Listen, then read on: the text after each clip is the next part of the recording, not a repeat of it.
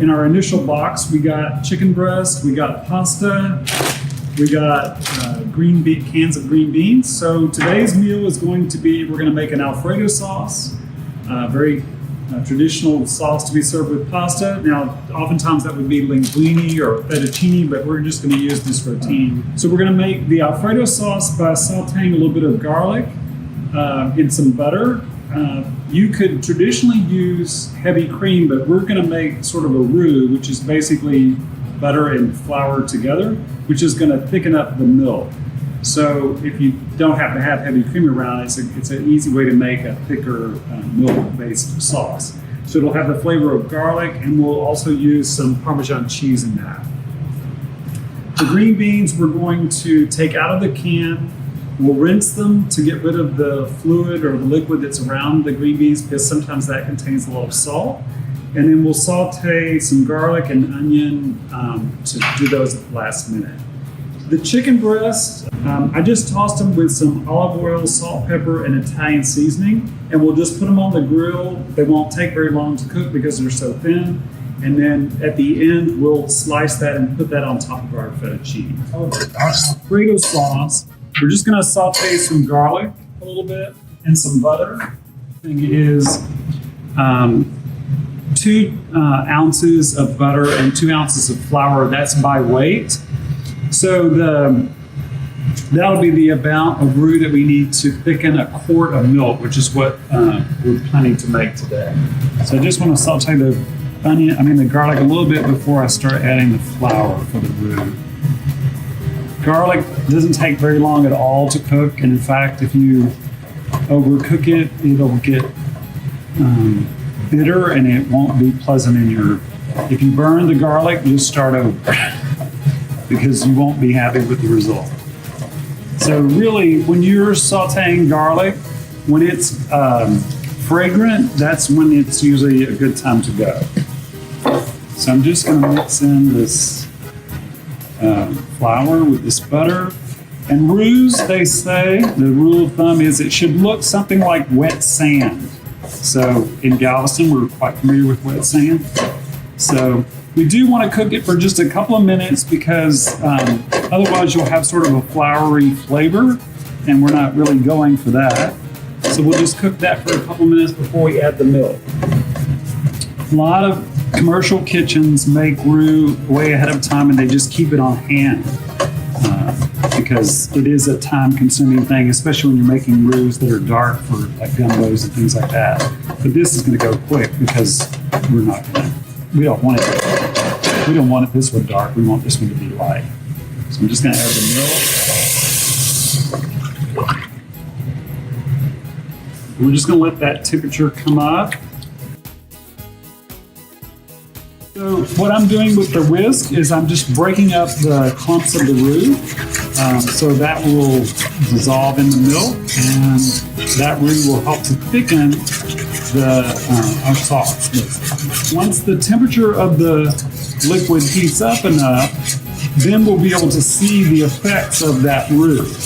A starch is not going to thicken a liquid until it reaches above boiling. So we have to get it above that temperature in order to be able to see what effect that roux is going to have.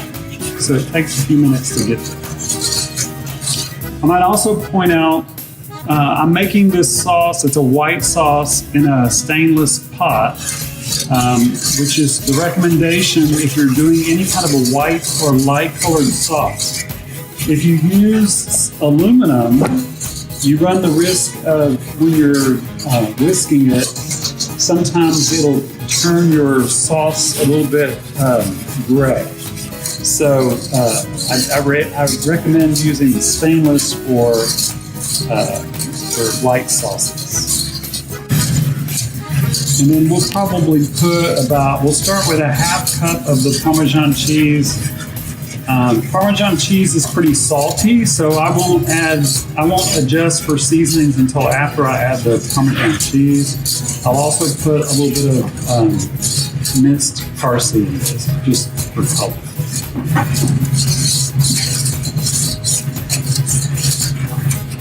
So I can feel it thickening up already.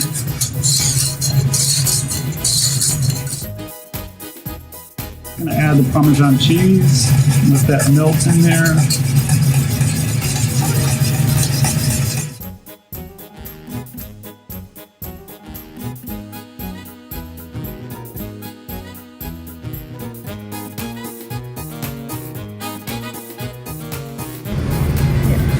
So I'm adding just a little bit of garlic powder too, because I think it needs just a little bit more flavor.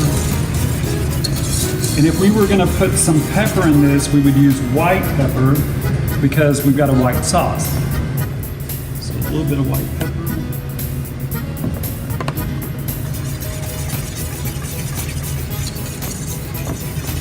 All right, so we've got our Alfredo sauce complete. I've got water boiling to put the pasta in, and I've got my chicken marinating.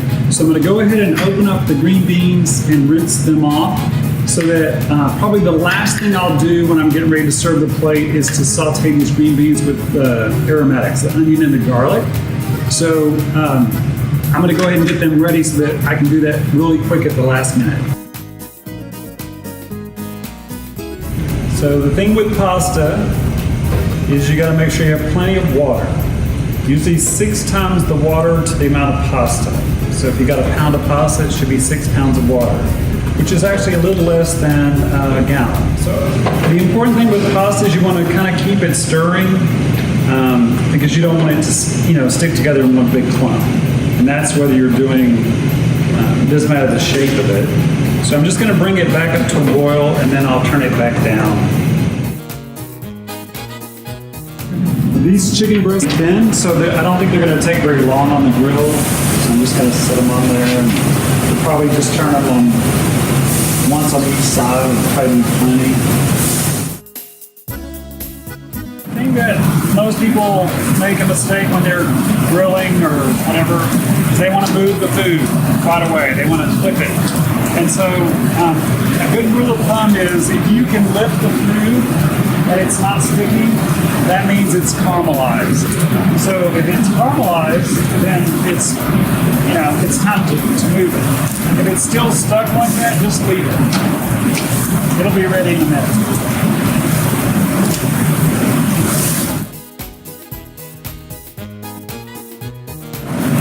So if you have a thicker chicken breast, you probably would do this twice, like flip it over once and then flip it over again and then again. I may do that just to get the crosshatch marks on one side. To get my crosshatch, I need to lay it the other way.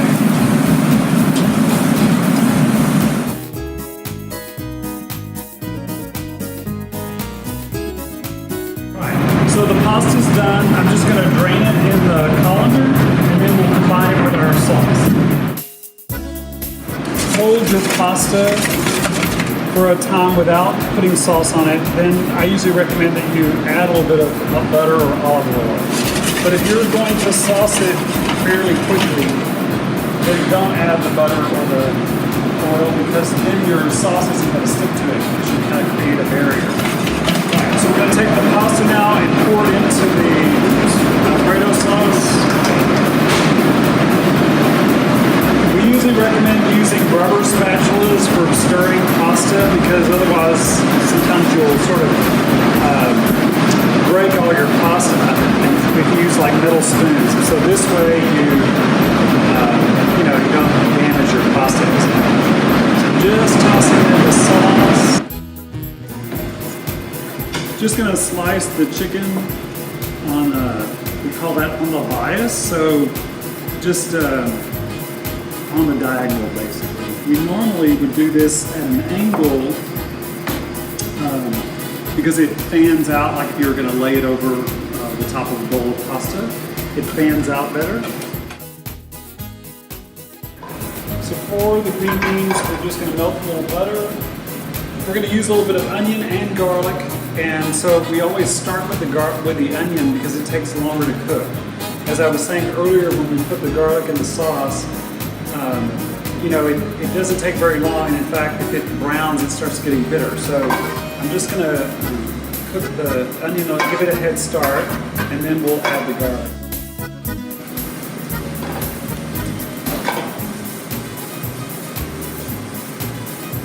So just give that a head start, and then we'll add the garlic in just a second. canned beans really are, if you think about it, are really kind of already cooked, if you will. So they've been blanched. So we're really just going to be heating them up. So we don't really have to cook them that much. We're just adding this for some flavor. So the minute I can smell the garlic is when I need to add my beans.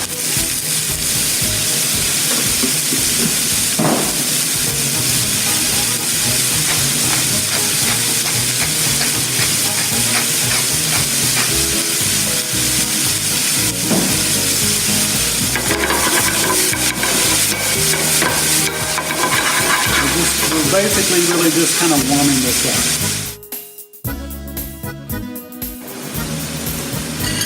So we'll start with a base of the pasta, and then we'll lay our chicken breast on top.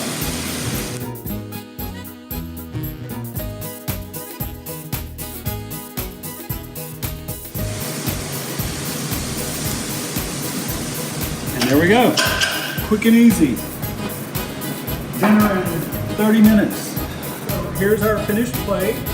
We have the pasta with our alfredo sauce. We have our grilled chicken that we slice, just put on top. It just makes it easier for the person to eat.